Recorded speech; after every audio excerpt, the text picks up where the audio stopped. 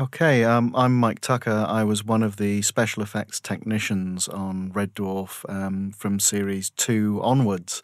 And this is a little bit of behind-the-scenes footage shot during the making of Series 5.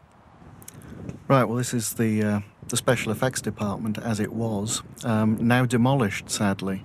We moved in there sort of in the 70s. About 70 people working there at the point that I joined. So obviously a fairly large space. Vac formers, metal bending machines, welding booths, workshops, you name it, it was there on site, as well as a fairly well-equipped model stage, which is where the bulk of the Red Dwarf effects were actually shot. The crew of Red Dwarf pretty much stayed the same from about season 3 onwards. There was a sort of regular team of us who were both interested in model work and interested in science fiction model work. So Rocky, Paul, Nick Cool, all of us with different areas of expertise, if you like. Andy Bowman, obviously our electronics and mechanisms guy. James, heavy engineering and rigging, though having said that, although we were all specialising, everyone did multi-skill on it, I think is the current term. Pete Tyler, who shot almost everything for us. Me, with more hair.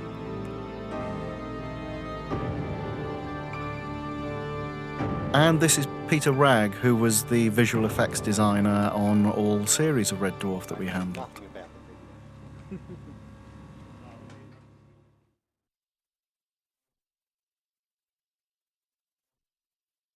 Creatures, a fair number of creatures sort of over the years on the show. Myself, of course, having played one of the creatures in an earlier season, having been the Blob in Camille. In this case, we had a large, gangly demon, which I know was seriously looked at as being a man in a suit, which would have been Paul McGuinness. He was always our large, gangly demons. But in this case, it was decided at the end of the day to go with a puppet. And Rocky had certainly expressed interest in sculpting this particular thing. I think he wanted a chance to stretch his sculpting muscles. Tell us what you're up to. He launched into it. We all did various designs for this thing. And in the end, Rob and Doug plumped for a very strange, eyeless design that I'd come up with, which Rocky then decided, right, he's going to turn this into 3D. Planned to make something about 8 foot tall in the end. And started off just getting the head sorted out, because the head was primarily the thing we were going to concentrate on. In order to make them televisionally viable. Strangely, I don't actually think the full demon ever made it to screen. I think in the end it was seen as silhouettes and cutaways of hands and feet. But having said that, we didn't know this at this stage. Always the nice thing about Red Dwarf is that you launched into it never quite knowing what you were going to do and how it was going to work once the cameras started rolling. Fairly so straightforward technique, this, rather than going with a complicated armature and foam latex or silicon skins, which would definitely be the way it would be handled these days. It was going to be a fairly robust metal skeleton that was going to be hand puppeteered, and over that there was going to be a latex and foam skin. So plaster molds taken off everything. Again, if you go film industry or something that was going to be used multiple times, you'd probably gone for the durability of a fiberglass mold. But 90% of the stuff we did on Dwarf was going to be used once. So it was like, don't waste your time and effort making a beautiful mold. Make one mold, get it out of the way quickly, and get a creature out of it. So basically, Rocky molded the thing, and then everyone chips in when the molds start to get a bit too big for one person to handle. So James and Nick at this point have got involved, because the legs of the creature have now been cast, the torso of the creature's been cast, the arms have been cast separately. So everything starts to get fairly weighty and does require several people to lug it around. Here we've got the first bits and pieces actually getting out of the mould. Process is, once you've got your plaster mould, you paint latex in the various base colour that you want into it, and then pour this 2-part expanding foam into the void, and you end up with a flexible, rubbery monster, albeit with a metal skeleton inside it. Then you've got to work out which bits of it need touching up, which seams need trimming off, hooves need putting on, all the rest of it. And then you can start looking into the mechanics of it. Peter had decided that he wanted a little bit more mechanism in the head. So it was pretty much decided early on there were going to be two of these. There was going to be the full-length puppet, which would be used for long shots. And then there would be a close-up sort of down to the waist that could be a little bit more articulated for close shots. Again, it's surprising in retrospect, given how little the thing actually made it onto screen, how much effort went into constructing the thing. So at this stage, again, we'd come to the conclusion that although it had dialogue to speak, Peter didn't want this huge, great jaw flapping around. So it was like almost the back of the esophagus was the bit that was going to do the speaking, hence that had the hand puppet in there, which you can just see wiggling around in the back of the throat.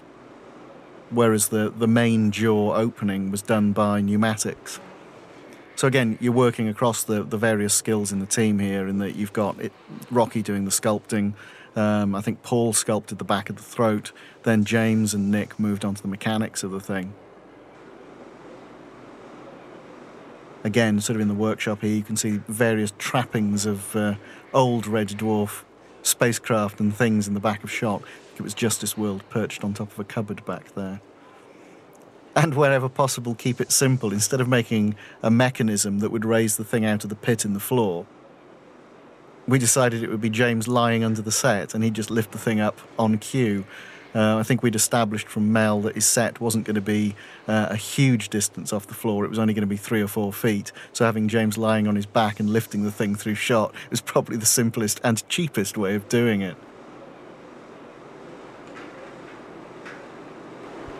Once all these mechanics and bits and pieces are fitted on the inside, it's getting the outside to look as decent to the camera as possible. Nobody really cares whether it's messy or not that photogenic underneath the rubber skin, but once it gets to the outside, obviously, the thing needs to look good from most camera positions. Again, from the point of view that we don't really know how it's going to be filmed until we dragged it into studio on the day. This is the full-length puppet, and Rocky launching into the paint job on it. Again, sort of, the thing's got a sort of a base green colour on it. And from there, he's going to build it up to a slightly lighter flesh tone. Again, what Rocky's going through here is, having started with a fairly dark base colour, he works up with progressively lighter and lighter washes of colour and highlights, sponging a lot of it on rather than airbrushing it. Again, sort of keeping it fairly bold so that all the muscle structure's coming out, again on the basis that the thing's going to be seen in relatively low light conditions, and knowing that the set was going to be lit by firelight. You don't want to be too subtle about it. You could end up spending an awful lot of time airbrushing veins and all sorts of detail into these sort of things, and then realising that it's simply just not going to be seen on camera.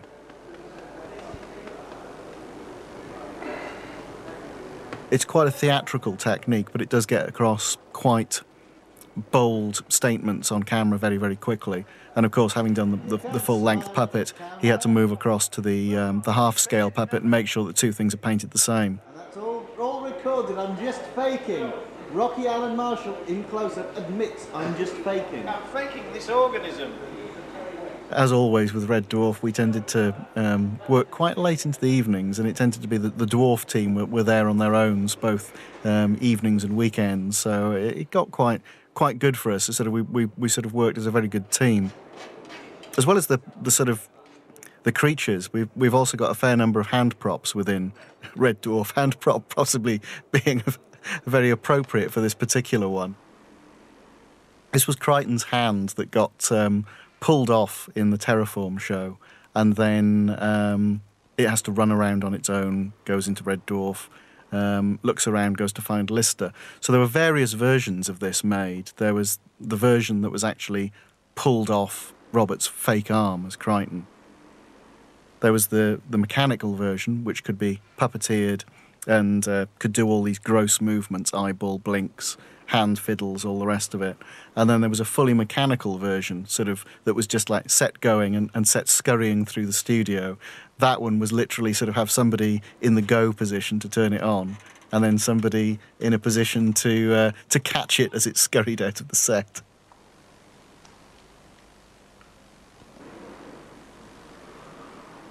He was brilliant, because I think by the time it had its little sort of meep noises over the top of it and blink noises, cartoon blink noises, this became a very popular sort of little prop within the show.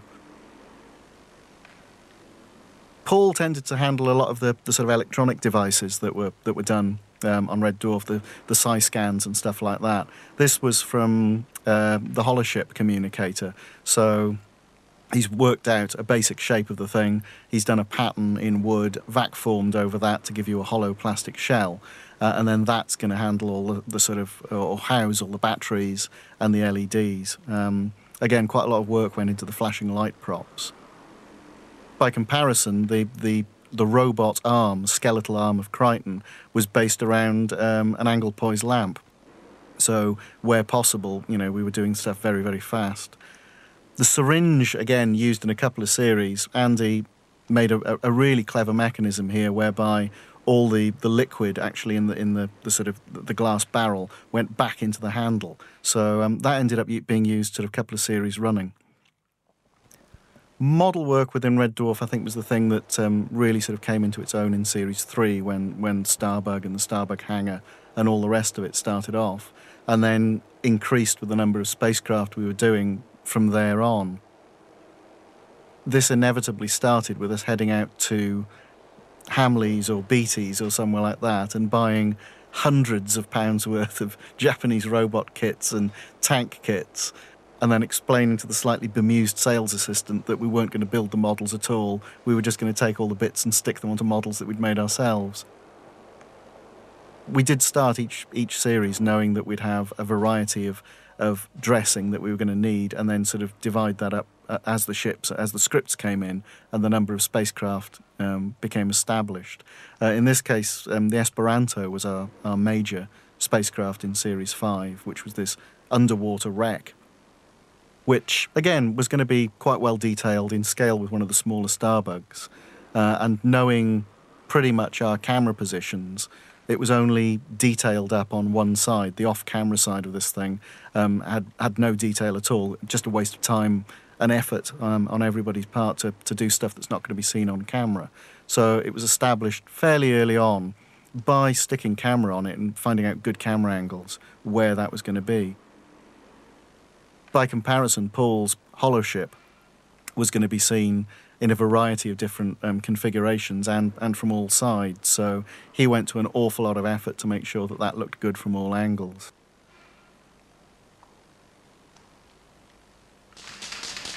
Getting the thing sprayed up yellow here. One of the nice things that we did on Red Dwarf, and again, I think this is a little bit of Rocky's influence, is that he always maintained that Thunderbirds was a fantastic show because each of the craft was instantly recognisable. You knew what it was by what colour it was. Thunderbird 4 is yellow, Thunderbird 3 is orange, and we did sort of carry that through to the spacecraft on Red Dwarf, in that the Blue Midget is blue, surprisingly, Starbug is green, therefore, okay, we've got a guest ship, let's go for yellow, let's go for orange, let's go for something really striking to differentiate it from the other sort of major ships. As if by magic. Certain sequences we did actually almost test out, like, this is what we'd like to happen. So we'd sit around, work out a sequence, get Peter or one of us to walk the models through where we wanted them to actually land, where we wanted them to fly, and just see if they were going to work on camera. So this was trying to work out, we wanted little figures walking from the Starbug towards the Esperanto. So was this a good camera position? You've got this in shot, you've got little lights coming towards it. As it happened, we rejigged that by the time we actually got around to shooting it and had a slightly different setup on camera. Again, one of the things that used to happen every year was rebuild the Starbugs, get the shattered, broken and generally burnt shells that had been crashed, burnt, destroyed, blown up from the previous season, put them back together and, where possible, build new ones. For Series 5, we knew that there were several things that Starbug needed to do. One of it was have tracks come out of it. So a new Starbug shell was built into which Andy could fit his mechanised tracks. Similarly, there was another one which was the underwater Starbug, which had a propeller at the back end. So I think we had more Starbugs built this year than any other year. I think there were about 5 or 6 by the time we'd finished this series. All various scales, sort of large ones, medium-sized ones, very, very small ones. Most of the mechanics that are being put together here were for the large-scale one. This was for the underwater Starbug. This is one of the legs being pulled into its folded-up position. And there you can see a number of the Starbugs being put together. The Esperanto, by this stage, being quite encrusted with barnacles. The Hero Starbug that was used from Series 3 onwards is the fully painted one there. And there's Rocky launching into making one of the duplicates. I don't think a single season went by where we didn't end up destroying the Starbug in some form or other. Guest sort of bases and space stations were always one of those things that you knew that they were only going to be seen in 2 or 3 establishing shots, but at the same time they needed to look quite stylish and recognisable, but weren't going to take up an awful lot of screen time. So how could you get an awful lot of stuff on screen very, very quickly? And plumbing fittings tended to sort of come into things a fair bit. This was the snow base that was going to be used. And I think Nick and Rocky put that together in about 3 days. Once all these models are done, we're onto the model stage. This is down at 250 Western Avenue. Large space, about, 60 by 40. Black drapes and CSO blue drapes around it. And Pete Tyler's motion control camera that was a portable rig that used to come in every year, set it up. And we tended to rattle out motion control shots at the beginning of the run and then move on to the slightly more dynamic crashes towards the end on the basis that you want your beauty shots of the various craft to look, at their best right at the beginning of the series. And by the time we'd crashed the Starbug a couple of times, it was always looking a bit grotty, so leave those shots to the end. I mentioned there were various scales of Starbug. I think this was the smallest one we ever did. It was about 1 inch long, 1.5 long. But having said that, it still had little working lights in the engines and all the rest of it. The Red Dwarf, second version thereof,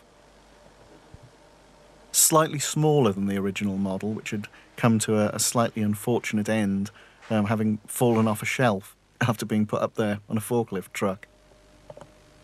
So we went to the trouble of building a new one to get the shots that we needed for Series 5.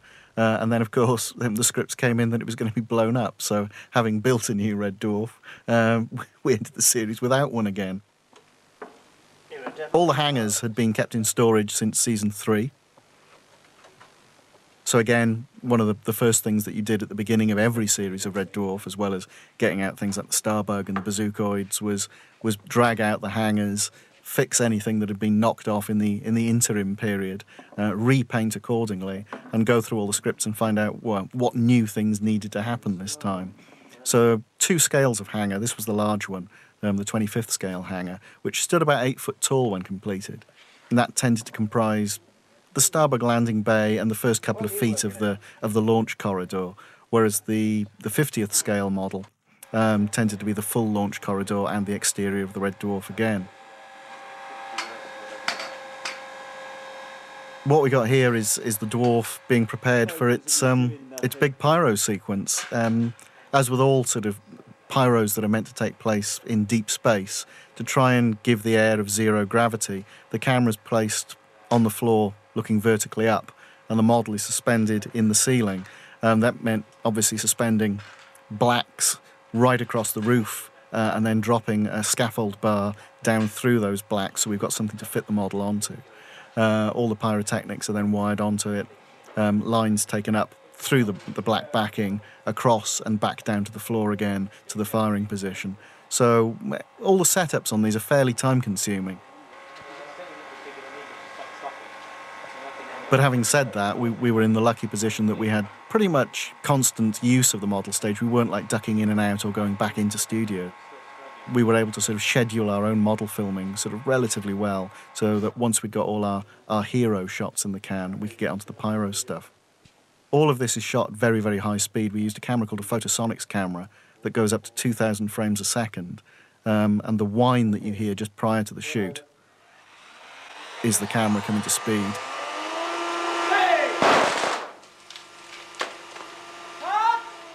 And then the actual event, is over very, very quickly. Unfortunately, it caught fire, by which point it's 15 foot in the air, and we don't have fire extinguishers that reach it. It did put itself out, fortunately. Otherwise, that would have been slightly embarrassing. Knowing that we only had one red dwarf, and it would be foolish to actually completely obliterate the thing on our first take, Peter elected to do a set of very visual but non-destructive charges for the first take, make sure that we had all that in the can, and then actually go through the process of blowing the thing up completely on take 2. This gave us the sort of like the fallback position of knowing that everything we got back from day 1 was okay before we actually blew the thing to pieces. Not always we were that lucky. Sometimes you had one crack at it and no chance to actually reshoot. But obviously, not to waste time, while we're waiting for rushes to go back, we shot a number of other pyrotechnics while we were in this particular configuration. So again, high-speed camera, very fast camera speed, and having got back successful rushes so that we knew that we had take 1 in the can, we could then go through the process of, rewire the red dwarf, this time with high explosives, and knowing that we can actually get the full destruction this time round.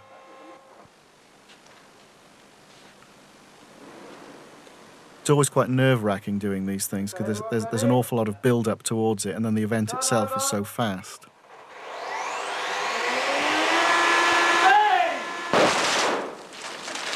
And this time there's absolutely nothing left of it and no chance of going for a second take. Having got that out the way, everything's stripped out the stage and we're back into a completely different setup. This was this is the snow base that was being constructed earlier. So we've got about a 15 by 20 foot tabletop setup here. Snow is something that we knew looked good from having done Series 3. We'd come up with some nice techniques of doing scale blizzards. And so we were sort of fairly confident that we could launch into this one and give the scene an awful lot of depth, even though we're actually quite close to the back cloth. And there's not a lot of detail back there. We knew it's going to be buried under layers of snow. So the foreground snow was done by effect snow machines. The mid-range snow was done with talcum powder being fed through fans, and the real background snow was just done with smoke. And it creates, a real nice depth across the scene. Once you've got sort of broad strokes of the model laid out, you normally then sort of tweak to camera positions. And what's going on here is that we've got the camera set, we know what's going to look good, and Pete's just tweaking foreground detail to make the shot slightly more interesting. Again, I think we were setting these things up in about a day, spending about a day and a half shooting them, and then stripping them down and getting the next model set in. So the turnaround on these, fairly fast, again, knowing that they're only going to be on screen as establishers for the particular episode. Roughly from camera position here, just sort of showing the foreground rock that we had the Starbug come in and land on. And we were able to get point of view shots from the Starbug looking towards the Arctic base. We were able to put foreground icicles in. And also, this provided the backdrop for all our Christmas cards that year. I think all of us took photos of the set. I think there was even a shot of the Starbug with a bit of holly on it, which was used as the Grant Naylor Christmas cards that year. This is Paul setting up the holoship. Again, you're leapfrogging. You've got one crew building while one crew's on the stage. As we were filming the snow base, so Paul was finishing off the work on the holoship. And this had literally thousands upon thousands of feet of fibre optics going into it. And because the thing was meant to be a hologram and meant to be partly transparent, we were able to get away with a lot of double exposure stuff here. So having shot a lot of the red dwarf shots earlier on in the shoot, they'd been held back knowing that they were going to be double exposed with the hollow ship over the top of it. So at this point, Paul's on the stage doing that. Myself, Rocky and Nick were off redressing the hangar. That was for the high and the low versions of the Red Dwarf. So knowing that we had the set in its standard form, in its very, very white form and its very, very grungy form, meant that we had to actually work sort of within the schedule, knowing when we could get that thing out, redress it, and have something else to film to get back. This is another sequence that never actually made it. This was meant to be the little hatch underneath the Starbug where the Scouter emerges from. 1, 2, 3. Hi everybody, it's me again. Rocky, as always, unable to resist the opportunity to clown around on camera. And so another episode of Red The camera itself there is mounted upside down because this hatch is obviously meant to be on the underbelly of the Starbug, and we would have flipped that at the transfer. Quite exciting. The final setup that I think we had on the model stage that year was the underwater setup from the Esperanto. Now, all the sort of basic rock shapes and background and everything is what was previously the snowscape. Rather than sort of stripping everything out and starting again from scratch, you just rejig the set, leave all the sort of the salt forming the basis of the shape of the undersea landscape, and then that was dressed over the top with a combination of fuller's earth and cement dust. And then to give it an underwater feel, we suspended a large but shallow Perspex tank over the top of the model and shine a light through it to give this sort of interactive lighting effect. And then had a sort of foot deep by, I don't know, about 8 foot long tank in front of it that we filmed through. So you're filming through water and you have water effects coming down onto the set itself. And then to create the bubbles, we actually dropped Alka-Seltzer into the tank prior to each shoot. The Starbug itself puppeteered in the time-honoured Jerry Anderson way of swinging it around on wires. Sounds very crude, but remarkably effective by the time you've actually shot this at high speed. It also allowed us to do multiple takes until we got something that was actually looking good on camera. Various people had various goes at flying the Starbug. It was always quite a knack, sort of getting a smooth movement and being able to hit your marks sort of each time. I mean, in this case, I'm having a crack at it. Peter was always very good at flying the model. And depending on, the weight of the model and the size of the model, depending on sort of who was bunged on the other end of the cantilever, really. The larger models were flown by Peter. The downside of doing it this way is that inevitably you have to use very, very fine wires in order that they're not showing up on camera. If they do show up on camera, then obviously you're going through complex post-production procedures to actually get rid of those wires. So it was working out a wire thickness that was thin enough to hold the weight of the Starbug, but still not be seen. And as you can see from what's about to come up, we didn't always get that right. And when they broke, it was fairly catastrophic. Oh, cut that on tape. That's the end of filming for that day while the Starbug is repaired. Again, we were quite lucky in that sort of over the sort of 10 years that we worked on it, we didn't really have any catastrophic failures of wires on any of the miniatures. They were always sort of hauled off and repaired fairly quickly. That's quite a good angle showing the back end of the Esperanto, showing the fact that, we simply didn't build any of that side of it because it wasn't needed. What it did mean for all these shots is that somebody always had the unenviable task of being up a scaffold tower, just making sure that the overhead tank rippled nicely. So while everyone else is running around down on the studio floor, somebody had the job of sitting above quite a lot of lamps and just making nice ripply shapes across the model. We also, again, it's not something that really shows up that well on screen, but we actually went through the business of calling Starbug 2 in this case, to imply that there were several of these that could be used. If I'd had my way, I'd have done it bright yellow and had a 4 on the fin, but there we go.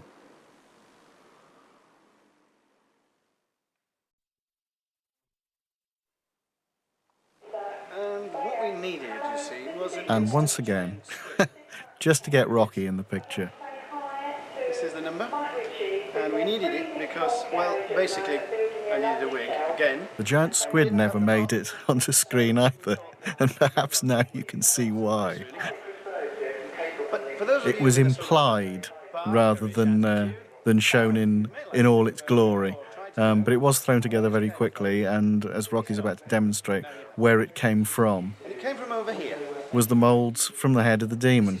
So it was one of those things, we need a squid very quickly. Where do you get an alien squid from? Right, find something that we can mould, get a quick cast out of it, stick eyes and tentacles on it.